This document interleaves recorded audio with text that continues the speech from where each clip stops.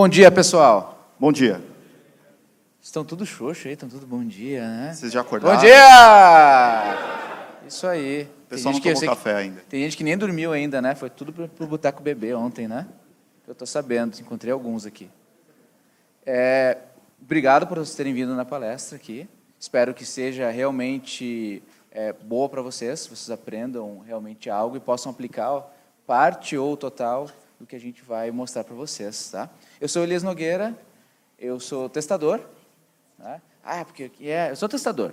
Desenvolvo um pouquinho também, brinco com algumas coisas assim, mas como o André falou, o meu trabalho é passar esse viés de teste que o desenvolvedor não gosta para os desenvolvedores, né? E esse é um grande desafio e acho que é um desafio muito bacana.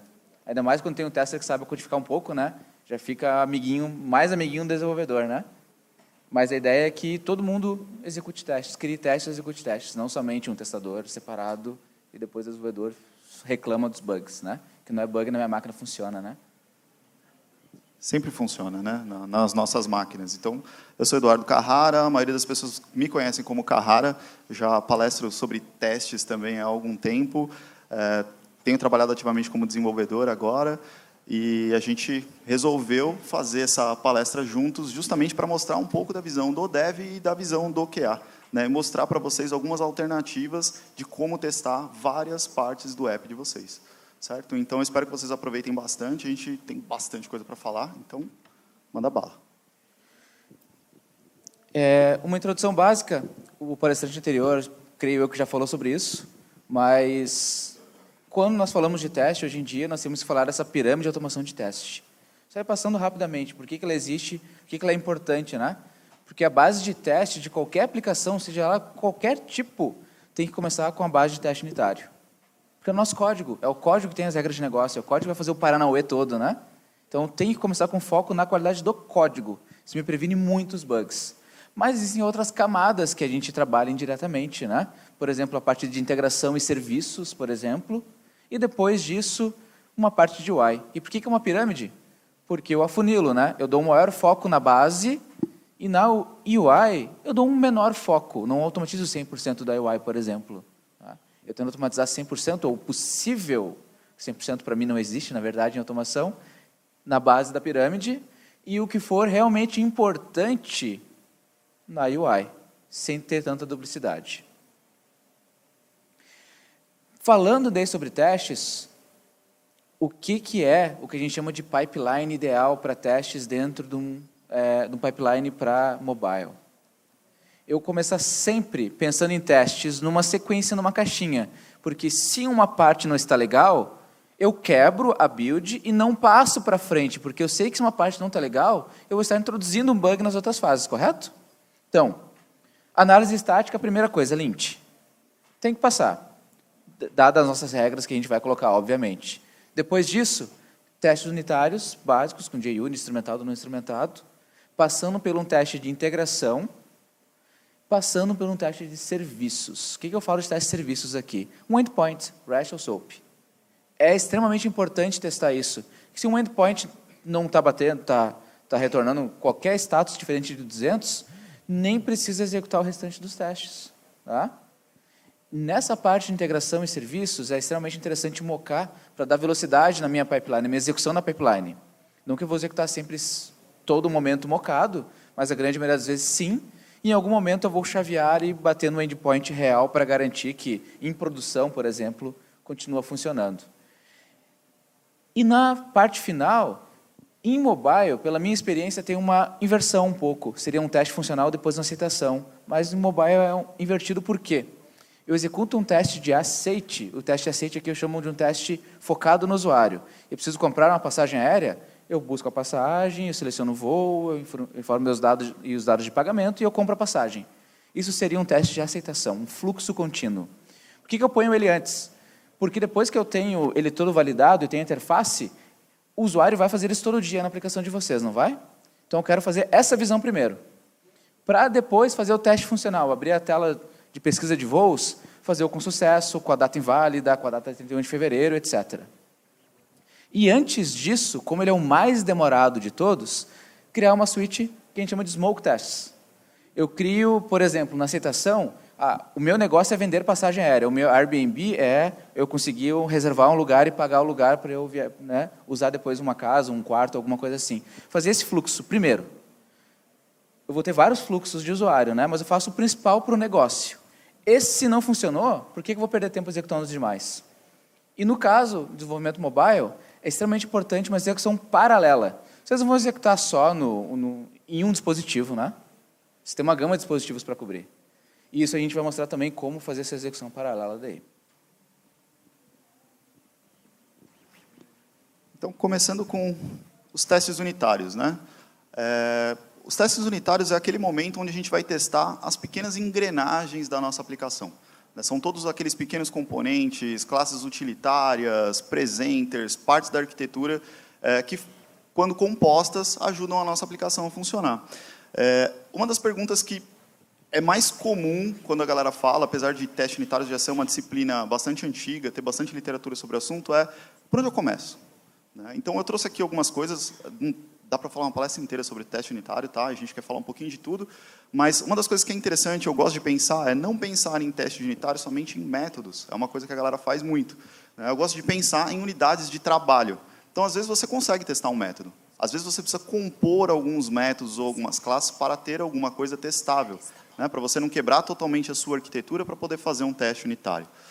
O importante, a parte mais importante na realidade é você conseguir testar isso de forma isolada de dependências externas da sua aplicação, um exemplo, um endpoint, um banco de dados, talvez, e de forma rápida. E eu deixei um pequeno lembrete aqui. Quando você for fazer o seu teste unitário, tenta organizar ele como arrange, act e assert. Eu já vou mostrar um exemplo disso para vocês. E aí, tipo, legal, beleza, identifiquei a minha unidade de trabalho, quero testar a parte X. Como isso? Então, geralmente, os tipos de teste unitário que a gente consegue fazer, eles acabam caindo em 3 categorias. Então, são testes baseados em valor, testes baseados em estado e testes baseados em interação entre componentes. Então, é muito importante você poder identificar isso, porque, de novo, teste unitário, você vai testar uma única coisa. Então, se você vai testar uma única coisa, o que é essa coisa que você vai testar e o como você vai testar? Cada um desses itens tem estratégias diferentes. E a parte importante, eu falei de isolar o teste unitário. Como que a gente faz isso? Com o Mocks. No Android a gente tem o Mockito, tem o PowerMock, a gente tem o Roboelectric, tem uma série de ferramentas que ajudam a gente a mocar essas dependências externas e poder fazer os nossos testes rodarem mais rápidos. É importante que esses frameworks, quando vocês avaliem eles ajudem a gente a lidar com essas dependências externas e algumas dependências da nossa própria aplicação, provendo objetos que são objetos falsos, objetos dublês. Também existe uma série de discussões em relação aos termos, as definições oficiais de stub, de fake, pense como objetos falsos. Então, o objetivo desses frameworks é ajudar a prover vocês objetos falsos para que vocês possam verificar os comportamentos que estão acontecendo dentro da aplicação de vocês. O importante é ter controle sobre isso. E código. Então, eu estou passando rapidinho, porque eu vou mostrar um pouco de código aqui, e a gente quer mostrar a coisa funcionando e talvez ir para o Android Studio se der tempo. Então, um exemplo de teste baseado em valor aqui para vocês. Então, esse teste já está escrito em Kotlin. Para quem ainda... Todo mundo aqui já brincou com Kotlin, ou já programa, já usa em produção Kotlin. Bacana, então não tem grego, se alguém não entendeu alguma coisa. Uma das coisas legais de escrever os testes em Kotlin é que ele começa a ajudar a gente a deixar o teste um pouco mais legível. Nesse exemplo aqui, eu estou testando um data source meu, então é um teste por valor, eu quero verificar se, dado uma determinada condição, o meu data source está retornando exatamente o objeto que eu espero. Então, eu faço o arrange, configuro aqui os mocks que eu preciso, eu chamo a minha classe-alvo de teste, o método que eu quero testar. Nesse caso, eu estou usando RX, então o RX ele já provê para a gente uma classe utilitária, um subscriber utilitário, que permite a gente fazer o assert em cima do valor e das operações do RX. Então, a gente tem aqui bonitinho o que eu quero testar e o teste propriamente dito. Uma outra coisa interessante que vocês devem observar quando vocês estiverem escrevendo o teste de vocês é a nomenclatura que vocês usam. Então, uma das piores coisas do mundo é você pegar um relatório de testes e está escrito lá, valor testado com sucesso, ou test value success. O que testou isso? Eu não faço a menor ideia. Um padrão que eu tenho tentado adotar para os testes que eu escrito é unidade de trabalho, nesse caso, buscar o livro por, quando chamado, né, o evento que disparou aquele método, a situação ou a configuração específica, nesse caso, com um ISBN válido, e o que dele deve retornar. Então, retornar um livro com sucesso. Então, isso explica exatamente aquilo que está sendo testado. Tá? Passando para o próximo, um teste de estado. O teste de estado, ele vai executar uma determinada ação, mas a gente não vai validar um valor que ele retorna. A gente vai validar uma mudança de estado que acontece no nosso sistema. Então, imagina que eu tenho um sistema de compras e eu incluo um item no carrinho. Talvez a classe utilitária que faça esse processo não vai me retornar que foi incluído um item, mas eu preciso verificar em um componente do sistema que esse item foi incluído lá. Né? Então, eu vou testar uma mudança no estado do sistema. Nesse caso aqui, eu fiz o teste para um cache. Então, um cache, normalmente, a gente tem duas etapas. Eu tenho um cache local. Se eu tenho um cache miss, eu não encontrei o item, eu vou bater na rede. Né? Então, o que eu gostaria de verificar aqui, e aí a gente pode ler, quando eu chamar a função getBySBN e eu não tiver ele no cache, ele precisa fazer o cache. Então, o que eu faço? Vou lá, mais uma vez, preparo os itens. Aqui no RX, vocês vão perceber que, apesar de eu estar usando o Mockito, eu estou usando o Mockito Kotlin. Então, como o when é uma palavra reservada do Kotlin, no Mockito Kotlin a gente tem o whenever. E aí eu retorno um livro fake. Aqui eu faço a execução do método que eu quero testar, só que o assert não é em cima do método que eu testei. Eu estou testando uma mudança de estado no meu cache. Então, eu vou lá e falo, o item que eu mandei procurar, ele foi incluído no cache? Foi, então o meu teste é válido. Tá? Vocês podem reparar aqui que, apesar de eu dar um teste, um assert complete, eu não estou testando ou fazendo uma asserção em cima do valor que o serviço me retornaria, porque eu não quero testar isso nesse momento. Tá? Eu estou testando exatamente uma unidade. E a parte de interação. A interação, a gente vai testar a interação entre classes e objetos. E as interações, o que são? Chamadas de métodos. Né? Então, não necessariamente precisa testar um valor. No Mockito, geralmente, a gente usa o verify. Como eu estou usando o RX aqui, a gente precisa fazer uns paranauês. Então, nesse caso, como eu tenho, de novo, o meu cache, eu quero garantir que eu nunca chamo o data source remoto, caso eu tenha o cache local. Se eu estiver chamando o data source remoto quando eu tiver cache local, está errado. Ou isso está sendo chamado em duplicidade, alguma coisa desse tipo. Então, o que eu fiz aqui no caso do RX foi criar um mecanismo aqui eu estou usando uma higher order function, para poder verificar se aquele cara foi executado ou não. Se ele for executado por alguma razão, essa flag vai ser mudada e eu consigo fazer uma asserção sobre ela. Então, aqui eu estou verificando a interação entre esses dois caras. Será que o método foi chamado quando ele deveria, ou ele não foi chamado quando ele deveria? A gente pode ter esses dois testes. Beleza? Tudo isso com Kotlin. Uma coisa que é interessante, se vocês lerem esse código, já está online, tá, galera? Vocês vão ver que tem um uso de algumas coisas da linguagem Kotlin que facilitam o teste. A próxima etapa que eu vou falar é mais interessante ainda. E uma última dica antes de passar para a próxima etapa. Roboelectric com Mockito. Né? Então, geralmente, o Roboelectric a gente precisa configurar um runner específico para ele. Se eu quiser mocar alguma coisa em conjunto, como que eu faço? Tem várias formas de você configurar um Mockito para isso. Eu gosto de usar rules.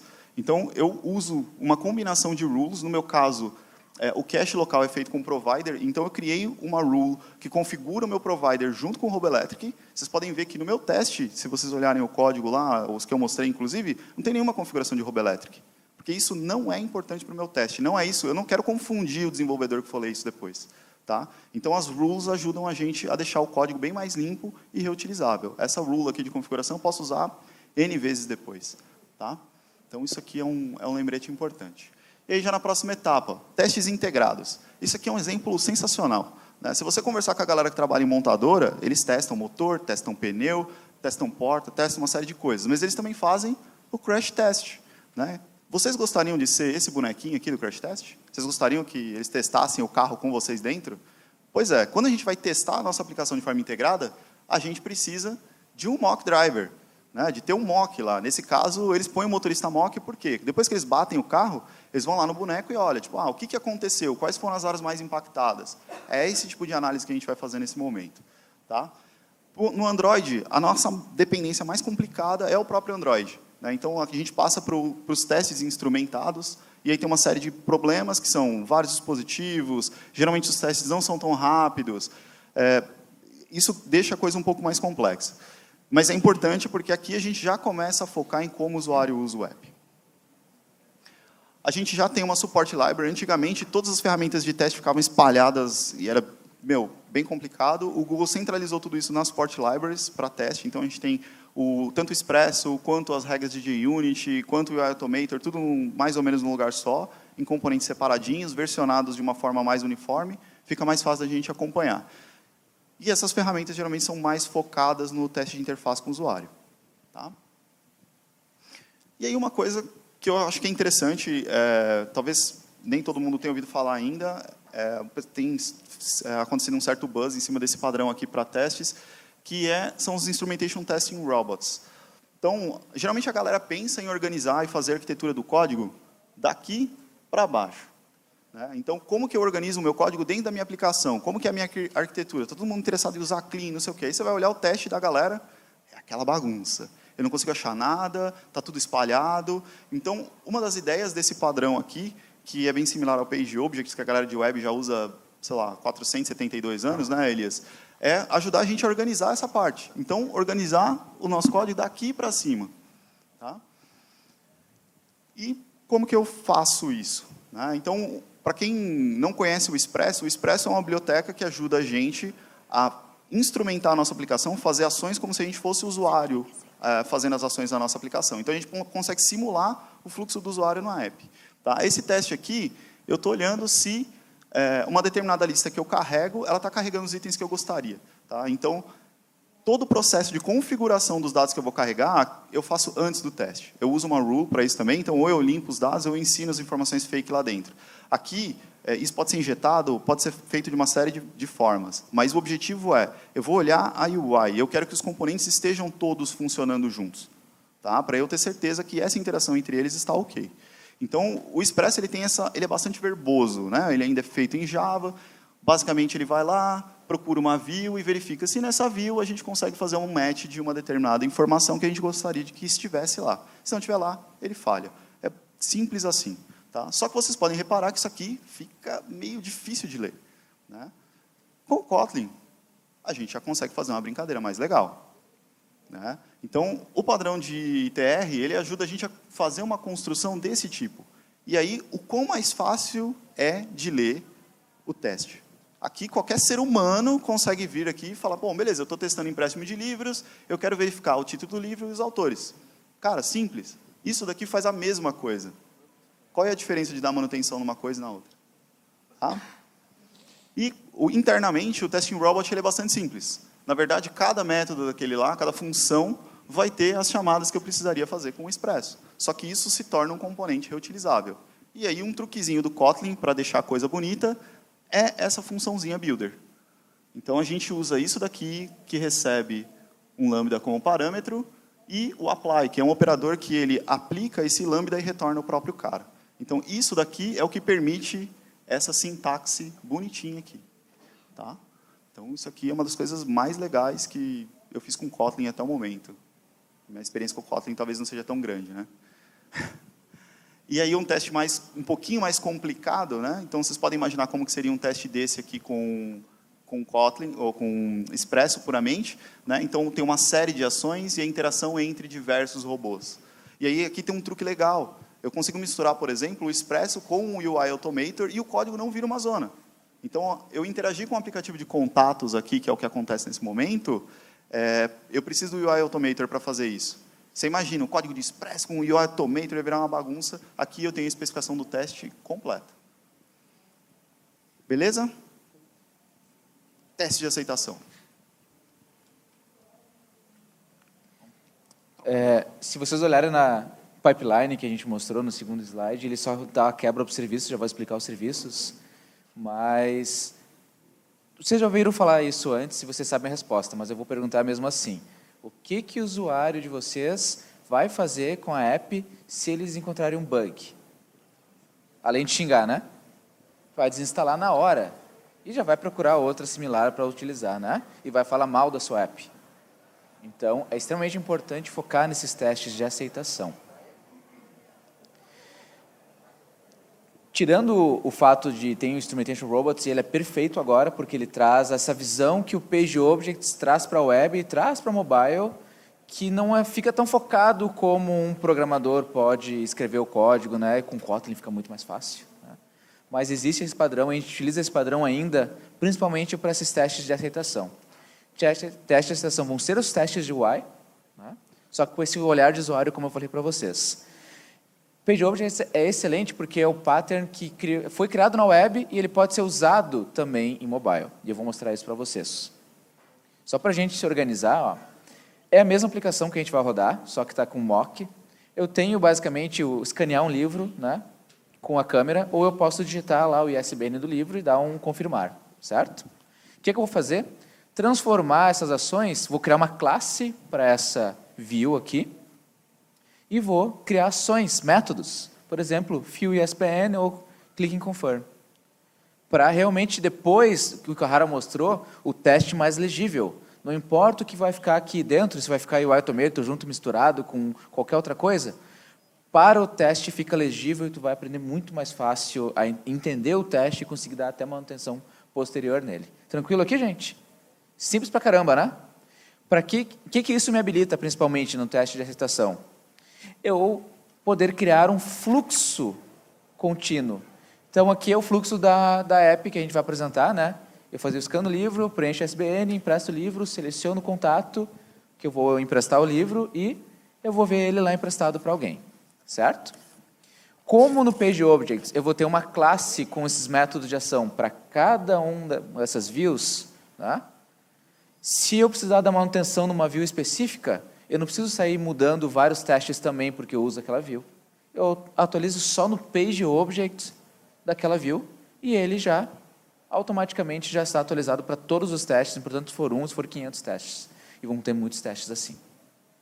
E eu consigo criar qualquer fluxo, como um building block, como quebra-cabeças.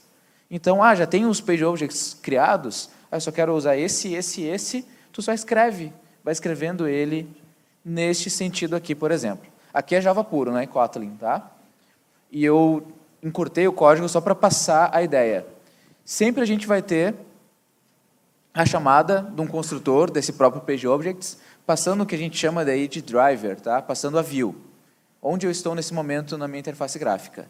Eu passei onde eu estou, eu só faço a interação com os elementos. A partir que eu vou mudando a view, vai passando pelo fluxo, eu vou passando de novo esse objeto da view e vou executando todas as ações. Está legível esse teste, gente? Ele fica, vamos dizer assim, agnóstico, né? Porque não está o UI Automator aqui, não está o Kyle abaixo, não está a API, não está nenhuma ferramenta específica. É um teste. Focado no usuário. Não fui eu, tá? Focado no usuário. E nesse teste é que eu vou colocar os asserts. Obviamente, né? Não no PageObject, no meu teste. Esse é o fluxo de vocês, que a gente chama de aceitação. Vocês podem montar, e vocês vão montar vários fluxos desses. Tá? Como building blocks. Elias, mas eu tenho sempre o main page e o Bookscan, e agora mudou toda a forma de fazer o Bookscan. A gente mudou a API lá e vai ser de forma diferente. Não tem problema, atualiza no PageObjects, não precisa se preocupar com todos os testes que tem. E sempre vai ter esse fluxo. Tranquilo aqui, gente? E o que é o teste além do app? É aquela parte de serviços que a gente negligencia total. Tá? Toda aplicação que eu posso falar com 100% de certeza, vocês têm uma API REST ou SOAP por baixo para poder comunicar, não tem? Para as aplicações de vocês. E vocês testam isso hoje? Deveriam. Isso a gente está chamando aqui do além do app. Tá? Testar os serviços não é só testar o endpoint e ele retornar HTTP 200. Ou fazer um testezinho se os dados estão certos. Eu tenho 4 divisões básicas para fazer um teste de API. E vocês, nessa linha, devem seguir esses 4 fluxos básicos. Testar se o endpoint está ativo, porque se não estiver ativo, não retornou 200, não adianta nem continuar, né? Tem um bug no endpoint. O endpoint está fora do ar. Ou está fora do ar, ou tem um bug realmente, né? O servidor está fora, algum problema aconteceu.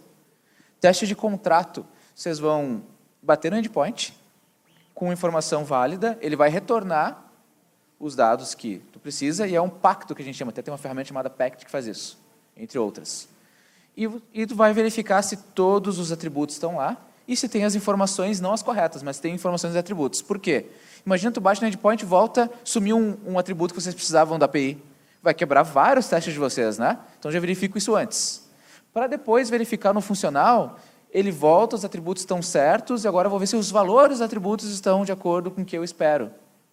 Para, no fim, fazer o fluxo da view do usuário sem interface gráfica. Você consegue fazer isso, né?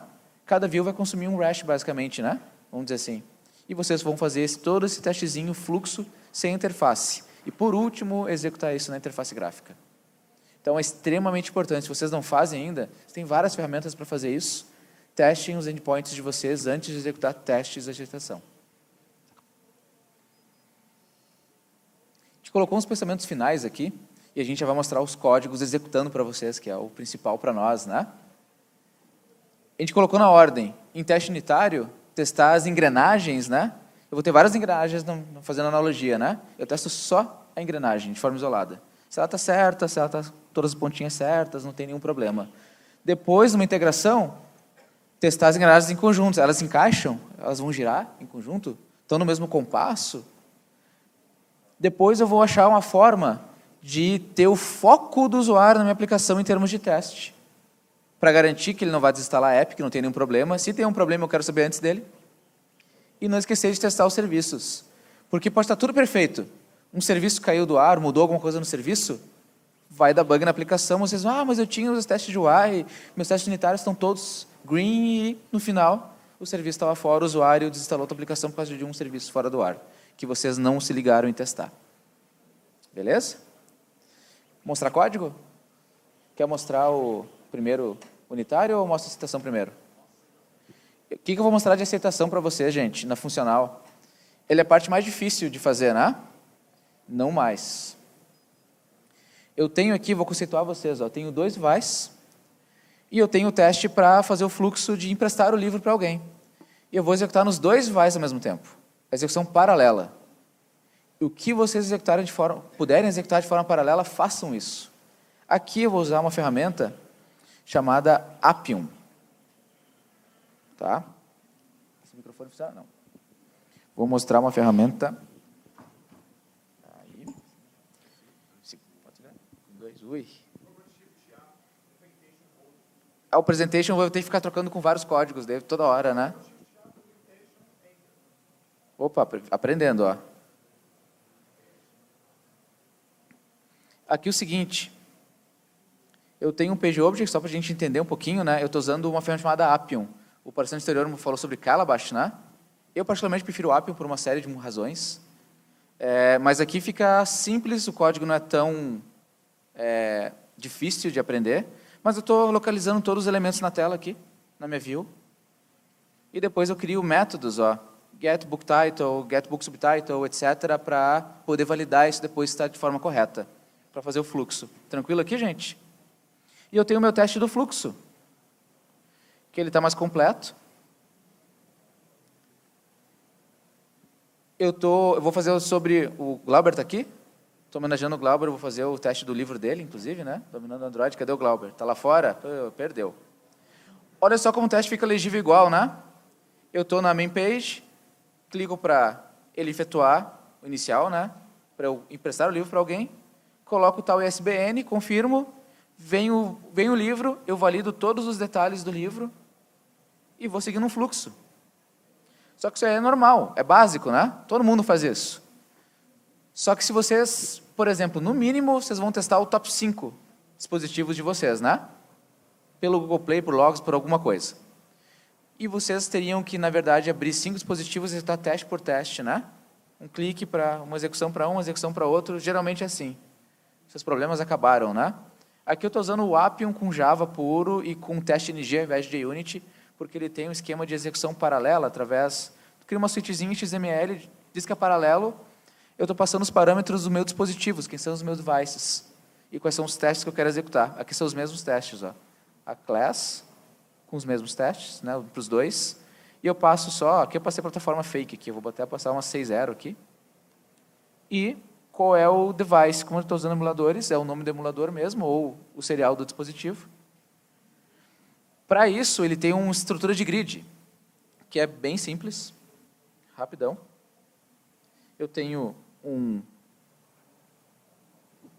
uma gridzinha rolando aqui, que é de Selenium, que ele aproveita isso, e tem uns nós como eu estou usando o Appium, eu tenho que registrar assim, ó, eu levanto o dispositivo e registro. Esse dispositivo conecta na grid e ele é um Lollipop, ele é, sei lá, o KitKat, o que vocês quiserem. Dispositivo que vocês estão real ou emulado. E vocês só mandam daí esse XML executar. Eu vou mandar executar aqui. Run. Vamos esperar um pouquinho.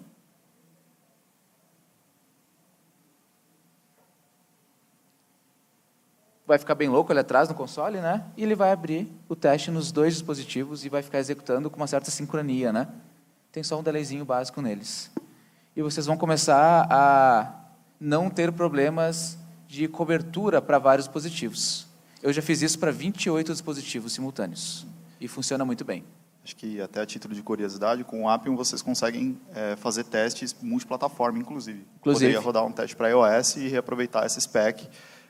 No caso do Android, internamente ele usa o UI Automator para rodar o teste. Então, vocês conseguiriam ainda reaproveitar esse código entre várias plataformas. Inclusive com um único page object, inclusive, sem criar derivações de código para iOS e para Android, com um único código centralizado.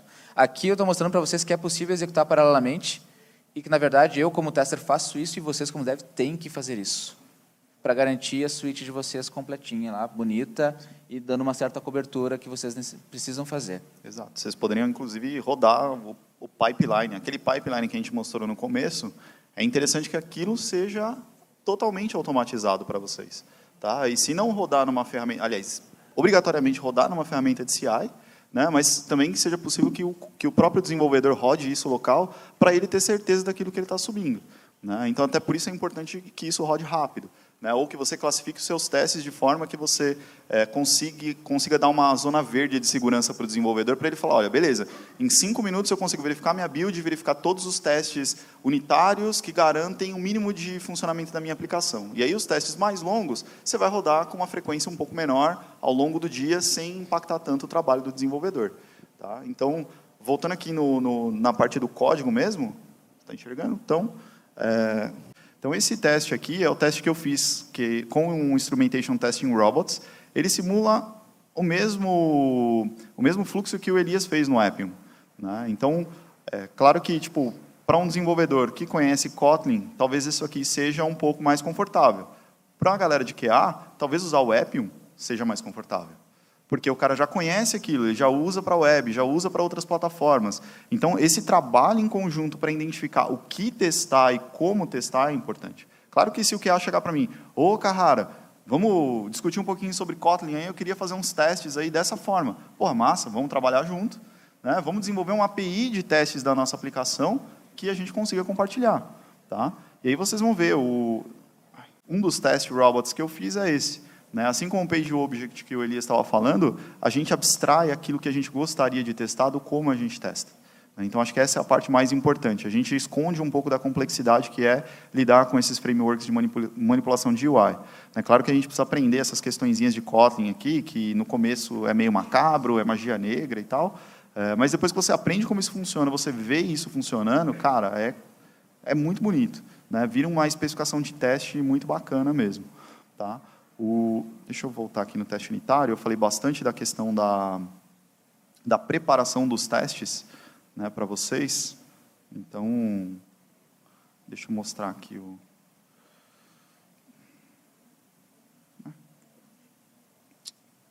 Caramba. Chego lá, um dia eu vou virar expert em Mac. Então, aqui eu tenho vários testes nessa classe de teste, a preparação que eu comentei com vocês. Então, essas rules aqui são etapas legais para a gente configurar o teste, deixar o ambiente limpinho. A rule que eu criei aqui, vocês vão ver que, na verdade, ela é bem simples. Uma rule no JUnit, ela é uma forma que a gente tem de fazer coisas antes do teste começar e depois. Um dos mais usados é o External Resources, que garante que a gente consegue fazer alguma coisa antes e depois. E aí você só precisa vir aqui e fazer as configurações que você gostaria antes e depois do teste. Isso se torna reutilizável. Nesse caso aqui, esse Shadow Content Resolver é onde eu vou registrar o meu Content Provider para o Roboelectric.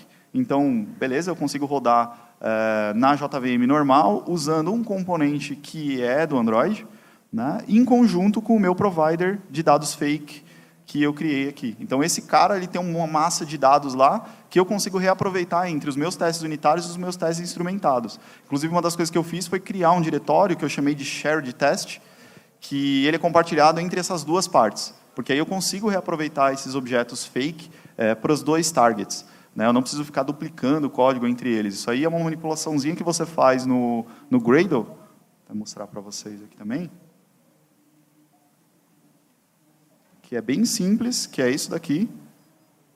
Né? Nesse caso, eu tenho um shared test code aqui. Eu poderia ter feito isso com uma lib de fake data, eu tenho uma lib de test úteis ali, por exemplo. Então, poderia fazer de várias formas, mas o importante é a gente não ficar se repetindo sempre, né? Para que desenvolver o teste também seja produtivo. Tá? Tem os códigos aqui, tá? Já tem essa palestra no SlideShare. Está separado o código de teste paralelo com o teste, todos os outros testes, está embaixo. Beleza. Vocês vão ficar por aí durante o dia? Sim. Pessoal que tiver alguma dúvida, quiser perguntar, eles vão estar por aí. Queria agradecer vocês dois, pedir uma salva de palmas. Valeu, obrigado, galera. Valeu, obrigado. Muito bom.